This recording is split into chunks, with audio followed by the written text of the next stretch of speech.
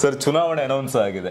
So ಮೊದಲ ಹಂತದಲ್ಲಿ ನಮ್ಮ ಕರ್ನಾಟಕದಲ್ಲಿ ಏಪ್ರಿಲ್ 26ಕ್ಕೆ ನಡೀತಾ ಇದೆ ಎಲೆಕ್ಷನ್.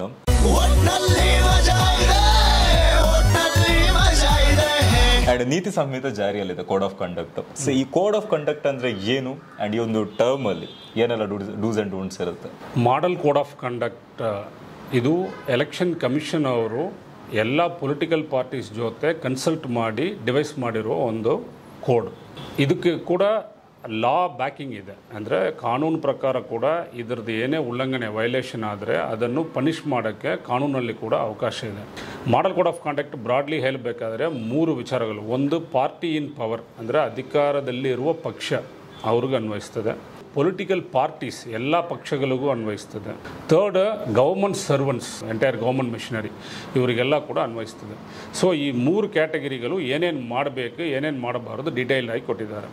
ಬ್ರೀಫಾಗಿ ಹೇಳಬೇಕಾದ್ರೆ, ಪಾರ್ಟಿ ಇನ್ ಪವರ್ ಅವರು ಪವರ್ನಲ್ಲಿ ಇರುವ ಕಾರಣದಿಂದ ಅವರು ಎಲೆಕ್ಷನ್ ಗೆಲ್ಲಕ್ಕೆ ಗೌರ್ಮೆಂಟ್ ಅಧಿಕಾರವನ್ನು ಯೂಸ್ ಮಾಡ್ಕೊಳ್ಬಾರ್ದು. That is the main purpose. Example ಹೇಳ್ಬೇಕಾದ್ರೆ, ಗೌರ್ಮೆಂಟ್ ಗಾಡಿಗಳು ಯೂಸ್ ಮಾಡುವಂಗಿಲ್ಲ ಎಲೆಕ್ಷನರಿಂಗ್ ಪರ್ಪಸ್ ಹೋಗುವಾಗ.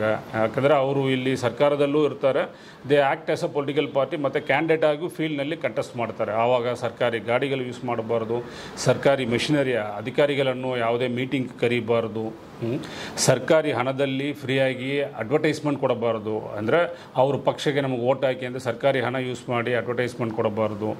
ಹೊಸ ಸ್ಕೀಮ್ಗಳನ್ನು ಎಲೆಕ್ಷನ್ಗೆ ಮುಂಚೆ ಅನೌನ್ಸ್ ಮಾಡಿ ಗೌರ್ಮೆಂಟಿಂದ, ಸೊ ಆ ಕಾರಣದಿಂದ ಮತದಾರರ ಮೇಲೆ ಪರಿಣಾಮ ಬೀಳಬಾರ್ದು. ಈ ಥರ ಅಧಿಕಾರದಲ್ಲಿರುವ ಪಕ್ಷಕ್ಕೆ ಈ ಥರ ಕೆಲವು ಇದೆಲ್ಲ ಕೊಟ್ಟಿದ್ದಾರೆ. ಸಿಮಿಲರ್ಲಿ ಪೊಲಿಟಿಕಲ್ ಪಾರ್ಟೀಸ್ ಏನೇನು ಮಾಡಬೇಕು ಮಾಡೆಲ್ ಕೋಡ್ನಲ್ಲಿ ಅಂದರೆ, ಈಗ ಬೇರೆ ಪಕ್ಷಗಳ ಅವ್ರದ್ದು ಕಾರ್ಯಕ್ರಮಗಳು ಮತ್ತು ಅವ್ರದ್ದು ಪಾಲಿಸಿಗಳನ್ನು ಅವರು ಕ್ರಿಟಿಸೈಸ್ ಮಾಡಬಹುದು. ಪರ್ಸ್ನಲಾಗಿ ಅಟ್ಯಾಕ್ ಮಾಡಬಾರ್ದು ಬೇರೆ ಪಕ್ಷದವ್ರ ಮೇಲೆ, ಅವ್ರ ಫ್ಯಾಮ್ಲಿ ಬಗ್ಗೆ ಮಾತಾಡುವಂಗಿಲ್ಲ. ಮತ್ತು ಅವ್ರದ್ದು ಏನೇ ಕ್ರಿಟಿಸಿಸಮ್ ಇದ್ರೂ ಕೂಡ ಅದು ಲಾ ಆ್ಯಂಡ್ ಆರ್ಡರನ್ನು, ಕಾನೂನು ವ್ಯವಸ್ಥೆಯನ್ನು ಕೆಡಿಸುವ ರೀತಿಯಲ್ಲಿ ಯಾವುದೂ ವಿಚಾರಗಳನ್ನು ಮಾಡಬಾರದು. ಅನ್ವೆರಿಫೈಡ್ ಅಲಿಗೇಷನ್ ಅಂತ ಹೇಳ್ತಾರೆ. ಅಂದರೆ ಯಾವುದೇ ಆಧಾರವಿಲ್ಲದೆ ಇರುವ ಆರೋಪಗಳನ್ನು ಸುಮ್ಮನೆ ಮಾಡುವಂಗಿಲ್ಲ. ಯಾವುದೇ ಕಾನೂನಿಗೆ ವಿರುದ್ಧವಾಗಿ ಯಾವುದು ಮಾತಾಡುವಂಗಿಲ್ಲ ಪೊಲಿಟಿಕಲ್ ಪಾರ್ಟೀಸ್. ಕಾನ್ಸ್ಟಿಟ್ಯೂಷನ್ಗೆ ಅಗೇನ್ಸ್ಟ್ ಆಗಿ ಅವರು ಯಾವುದು ಮಾತಾಡಬಾರ್ದು, ಹೋಗಬಾರ್ದು. ಈ ಥರ ಇದೆ. ಸರ್ಕಾರಿ ಅಧಿಕಾರಿಗಳು ಕೂಡ ಇದು ಮಾಡೆಲ್ ಕೋಡ್ ಆಫ್ ಕಾಂಡಕ್ಟ್ ಅನ್ವಯಿಸ್ತದೆ. ಅಂದರೆ ಯಾವುದೇ ಎಲೆಕ್ಷನ್ ಟೈಮ್ನಲ್ಲಿ ಯಾವುದೇ ಒಬ್ಬ ರಾಜಕಾರಣಿ ಅವರು ಅಧಿಕಾರದಲ್ಲಿ ಇದ್ರೂ ಕೂಡ ಅವ್ರ ಜೊತೆ ಗುರುತಿಸ್ಕೊಳ್ಬಾರ್ದು. ಎಲೆಕ್ಷನ್ ಕ್ಯಾಂಪೈನಲ್ಲಿ ಅವರು ಎಲೆಕ್ಷನ್ ಕ್ಯಾಂಪೈನಿಗೆ ಹೋದಾಗ, ಪ್ರಚಾರಕ್ಕೆ ಹೋದಾಗ ಅವ್ರ ಜೊತೆ ಹೋಗುವಂಗಿಲ್ಲ, ಅವ್ರಿಗೆ ಮೀಟ್ ಮಾಡುವಂಗಿಲ್ಲ.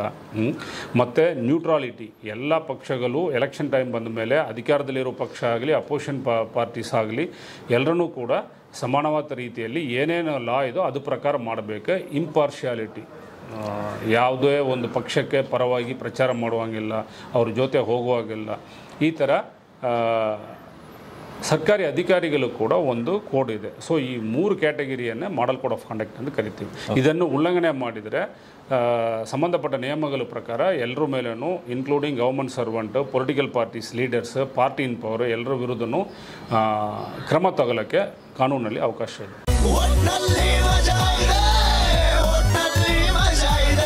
ಇಂತಹ ಹೆಚ್ಚಿನ ಕಾಂಟೆಂಟ್ಗಳಿಗೆ ಸಬ್ಸ್ಕ್ರೈಬ್ ಆಗಿ radio city Kannada YouTube channel. ಏನ್ ಯೋಚನೆ ಮಾಡ್ತಿದ್ದೀರಾ? ಬೇಗ ಬೇಗ ಬೆಲ್ ಐಕನ್ ಕ್ಲಿಕ್ ಮಾಡಿ.